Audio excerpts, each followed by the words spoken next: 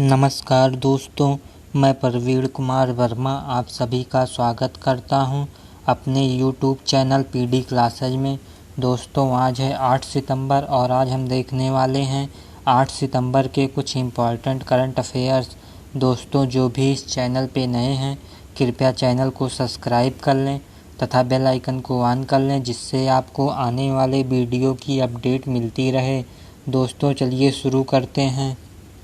पहला क्वेश्चन है, प्रथम अंतर्राष्ट्रीय स्वच्छ वायु दिवस कब मनाया गया? तो इसका आंसर है ऑप्शन सी 7 दिसंबर। प्रथम अंतर्राष्ट्रीय स्वच्छ वायु दिवस 7 सितंबर को मनाया गया। केंद्रीय पर्यावरण मंत्री प्रकाश जावड़ेकर पहले नीले आकाश के लिए स्वच्छ वायु अंतर्राष्ट्रीय दिवस पर एक सेमिनार की अध्यक्षता किए। इस सेमिनार में 28 राज्यों और 8 केंद्र शासित प्रदेशों के शहरी विकास विभाग और पर्यावरण विभाग के प्रमुख सचिव भी शामिल हुए। संयुक्त राष्ट्र महासभा ने 19 दिसंबर 2019 को एक प्रस्ताव पारित कर 2020 से प्रत्येक वर्ष 7 सितंबर को नीले आकाश के लिए स्वच्छ वायु अंतर्राष्ट्रीय दिवस के तौर पर मनाने का फैसला किया था। दोस्तों, प्रथम अंतर्राष्ट्रीय स्वच्छ वायु दिवस के इस बार का थीम है सभी के लिए स्वच्छ हवा। बढ़ते हैं अगले क्वेश्चन की तरफ। दोस्तों, वीडियो को लाइक कीजिए तथा शेयर कीजिए अपने दोस्तों में, जिससे अधिक से अधिक दोस्त इस करंट अफेयर्स की सीरीज का हिस्सा बन सकें। अगला क्वेश्चन है, किस देश के वित्त मंत्री और संचार मंत्री युवराज खाटीवाड़ा ने अपने पद से इस्तीफा दे दिया है? तो इसका आंसर है ऑप्शन डी नेपाल। नेपाल के वित्त मंत्री और संचार मंत्री युवराज खाटीवाड़ा ने अपने पद से इस्तीफा दे दिया है। खाटीवाड़ा ने अपना इस्तीफा नेपाल के प्रधानमंत्री KP शर्मा ओली को प्रस्तुत किया। युवराज खाटीवाड़ा, जो कि सेंट्रल बैंक ऑफ नेपाल के पूर्व गवर्नर भी रहे हैं। दोस्तों, यहाँ पे आया है नेपाल देश। नेपाल देश की राजधानी है काठमांडू। यहाँ के वर्तमान समय में प्रधानमंत्री हैं KP शर्मा ओली। यहाँ की राष्ट्रपति हैं विद्या देवी भंडारी। यहाँ की मुद्रा है नेपाली रुपया। बढ़ते हैं अगले क्वेश्चन की तरफ। अगला क्वेश्चन है, एशिया और प्रशांत के 35वें खाद्य और कृषि संगठन के क्षेत्रीय सम्मेलन 2020 का आयोजन कहाँ हुआ? तो इसका आंसर है ऑप्शन बी भूटान। भूटान में एशिया और प्रशांत के 35वें खाद्य और कृषि संगठन के क्षेत्रीय सम्मेलन 2020 का आयोजन हुआ। यह आयोजन कोविड-19 महामारी के चलते वर्चुअली आयोजित किया गया। इस सम्मेलन में केंद्रीय कृषि और किसान कल्याण राज्य मंत्री परसोत्तम रुपाला ने भारत का प्रतिनिधित्व किया। बांग्लादेश 2022 में एशिया और प्रशांत के 36वें क्षेत्रीय सम्मेलन की मेजबानी करेगा। यह पहला मौका होगा जब बांग्लादेश 1973 में संगठन में शामिल होने के बाद इस आयोजन की मेजबानी करेगा। क्षेत्रीय सम्मेलन हर 2 साल में एक बार आयोजित किया जाता है। पहला क्षेत्रीय सम्मेलन 1953 में बंगलौर, भारत में आयोजित किया गया था। दोस्तों, यहाँ पे आया है खाद्य और कृषि संगठन। खाद्य और कृषि संगठन का मुख्यालय रोम, इटली में है। इसकी स्थापना 16 अक्टूबर 1945 को हुई थी। बढ़ते हैं अगले क्वेश्चन की तरफ। दोस्तों, आप सब हमें कमेंट करके ज़रूर बताइएगा कि हमारे द्वारा किया गया प्रयास सही है या इसमें कुछ और इम्प्लीमेंट करना चाहिए। अगला क्वेश्चन है, केंद्र सरकार ने तमिलनाडु के किस जिले को राज्य का पूरी तरह से डिजिटल अर्थव्यवस्था वाला पहला जिला घोषित किया है? तो इसका आंसर है ऑप्शन ए विरुधुनगर। केंद्र सरकार ने तमिलनाडु के विरुधुनगर जिले को राज्य का पूरी तरह डिजिटल अर्थव्यवस्था वाला पहला जिला घोषित किया है। यहाँ बड़ी संख्या में लघु और मध्यम उद्यम, विशेषकर आतिशबाजी और संबंधित क्षेत्र के उद्यम हैं।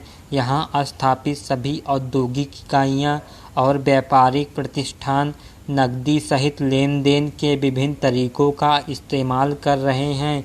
इसमें ATM, debit card, internet banking और क्यूआर कोड का भी इस्तेमाल शामिल है। दोस्तों, यहाँ पे आया है तमिलनाडु राज्य। तमिलनाडु राज्य की राजधानी चेन्नई है। इसका गठन 26 जनवरी 1950 को हुआ था। वर्तमान समय में यहाँ के राज्यपाल बनवारी लाल पुरोहित हैं।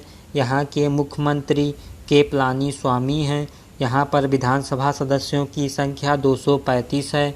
राज्यसभा तथा लोकसभा में सदस्यों की संख्या क्रमशः 18 और 39 है। बढ़ते हैं अगले क्वेश्चन की तरफ। अगला क्वेश्चन है, निम्न में से किस राज्य ने ईज ऑफ डूइंग बिजनेस 2019 की रैंकिंग में शीर्ष स्थान प्राप्त किया है? तो इसका आंसर है option D, Andhra Pradesh. Ease of doing business 2019 ranking के मामले में आंध्र प्रदेश अपनी स्थिति बरकरार रखते हुए पहले स्थान पर है। इस सूची में आंध्र प्रदेश पूरे देश में पहले स्थान पे रहा, जबकि तेलंगाना तीसरे और मध्य प्रदेश को चौथा स्थान प्राप्त हुआ। दोस्तों, यहाँ पे आया है आंध्र प्रदेश। आंध्र प्रदेश की राजधानी हैदराबाद है। आंध्र प्रदेश राज्य का गठन 1 नवंबर 1956 को हुआ था। वर्तमान समय में यहाँ के राज्यपाल विश्वभूषण हरिश्चंद्र हैं। यहाँ के मुख्यमंत्री वाईएस जगनमोहन रेड्डी हैं। यहाँ पर विधानसभा सदस्यों की संख्या, राज्यसभा सदस्यों की संख्या तथा लोकसभा सदस्यों की संख्या क्रमशः 11 और 25 है। बढ़ते हैं अगले क्वेश्चन की तरफ। अगला क्वेश्चन है, किस आईआईटी ने N95 मास्क को कीटाणु रहित करने के लिए डिकोब लॉन्च किया है? तो इसका आंसर है ऑप्शन ए, आईआईटी दिल्ली। आईआईटी दिल्ली के इनक्यूबेटेड स्टार्टअप चक्र इनोवेशन ने N95 मास्क को कीटाणु रहित करने के लिए एक विशेष डिवाइस डिकोब लॉन्च किया है। चक्र डिकोब डिवाइस को कैबिनेट के आकार का बनाया गया है। चक्र डिकोब एक अभिनव संक्रमण रहित तंत्र के साथ तैयार किया गया है, जो N95 मास्क के छिद्रों की सफाई के लिए ओजोन गैस की उच्च मर्मज्ञता का उपयोग करता है, जो जटिल परतों का पूर्ण परिशोधन सुनिश्चित करता है। दोस्तों, आईआईटी दिल्ली के निर्देशक पी राम गोपाल राव हैं।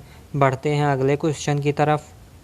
अगला क्वेश्चन है, सरकार ने बैक टू विलेज कार्यक्रम के तीसरे चरण की घोषणा कहाँ की है? तो इसका आंसर है ऑप्शन डी, जम्मू कश्मीर। केंद्र शासित प्रदेश जम्मू और कश्मीर में सरकार द्वारा बैक टू विलेज कार्यक्रम के तीसरे चरण की घोषणा की गई है। कार्यक्रम का तीसरा चरण 2 से 12 अक्टूबर 2020 तक जारी रहेगा। कार्यक्रम के पहले 2 चरणों के दौरान जम्मू कश्मीर प्रशासन के राजपत्रित अधिकारियों ने जम्मू कश्मीर के प्रत्येक पंचायत का दौरा किया। कार्यक्रम के पहले चरण का उद्देश्य लोगों की शिकायतों और मांगों को समझना था। कार्यक्रम के द्वितीय चरण में पंचायतों को शक्ति के विकास और उनके कामकाज, शिकायतों और मांगों को समझने पर जोर दिया। शिकायत निवारण के लिए तीसरे चरण की योजना बनाई गई है। दोस्तों, यहाँ पे आया है जम्मू कश्मीर केंद्र शासित प्रदेश। अनुच्छेद 370 हटने के बाद सरकार ने 31 अक्टूबर 2019 को जम्मू कश्मीर और लद्दाख को अलग अलग केंद्र शासित प्रदेश घोषित किया।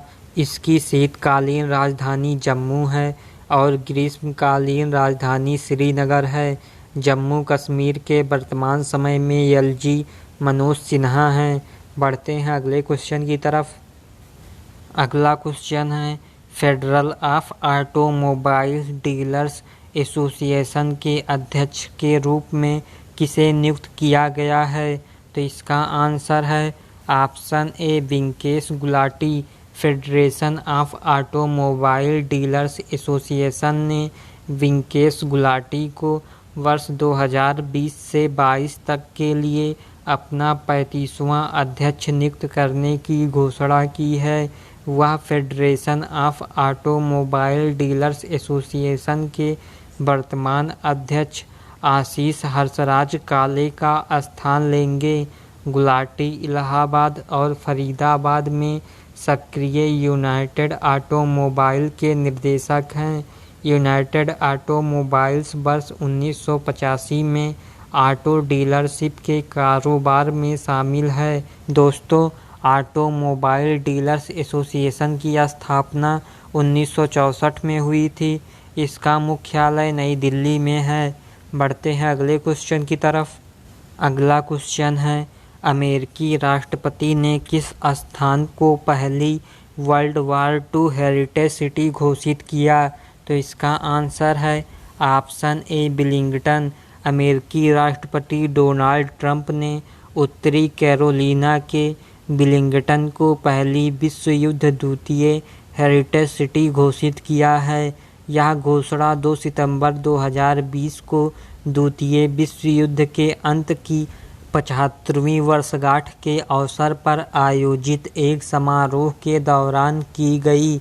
युद्ध के दौरान बिलिंगटन उत्तरी कैरोलिना शिपबिल्डिंग्स कंपनी की साइट थी, जिसने संघीय सरकार के आपातकालीन जहाज निर्माण कार्यक्रम के हिस्से के रूप में 5 वर्षों में 243 जहाज़ों का निर्माण किया था।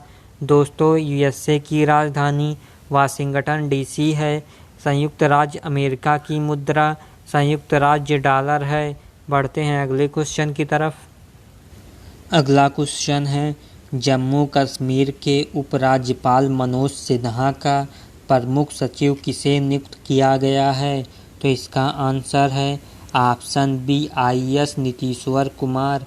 उत्तर प्रदेश कैडर के वरिष्ठ IAS अधिकारी और वर्तमान में राष्ट्रीय अध्यापक शिक्षा परिषद के सदस्य सचिव नीतीश्वर कुमार को जम्मू कश्मीर के उपराज्यपाल मनोज सिन्हा का प्रमुख सचिव नियुक्त किया गया है। IAS अधिकारी कुमार उपराज्यपाल सिन्हा के रेल राज्य मंत्री रहते उनके ऑफिसर ऑन स्पेशल ड्यूटी के रूप में भी अपनी सेवा दे चुके हैं। बढ़ते हैं अगले क्वेश्चन की तरफ। अगला क्वेश्चन है, वोडाफोन आइडिया ने अपना नाम बदलकर क्या रख लिया है? तो इसका आंसर है option C VI। Vodafone Idea company ने अपना नाम बदलकर VI किए जाने की घोषणा की है। इसके बाद अब कंपनी के सभी उत्पादों पर नया नाम और नया लोगो दिखाई देगा। टेलीकॉम कंपनी ने एक वर्चुअल प्लेटफॉर्म के माध्यम से कंपनी का नाम बदले जाने की घोषणा की। ऐसा माना जा रहा है कि कंपनी का नाम एक ब्रांड में विलय के बाद 2 ब्रांडों को बनाए रखने की लागत को कम करने के लिए कंपनी के प्रयासों के तहत बदला गया है। कंपनी के नाम बदलने का फैसला ऐसे समय में लिया है जब जून 2020 के अंत में विलय के समय वोडाफोन आइडिया ने अपने ग्राहक बेस को 408 मिलियन से 280 मिलियन पर गिरते हुए देखा है। दोस्तों, यदि वीडियो अच्छी लगी हो तो वीडियो को लाइक कीजिए तथा शेयर कीजिए अपने दोस्तों में। जो भी दोस्त अभी तक चैनल को सब्सक्राइब नहीं किए हैं वो चैनल को सब्सक्राइब कर लें तथा बेल आइकन को ऑन कर लें, जिससे आपको आने वाले वीडियो की अपडेट मिलती रहे। तो दोस्तों, धन्यवाद।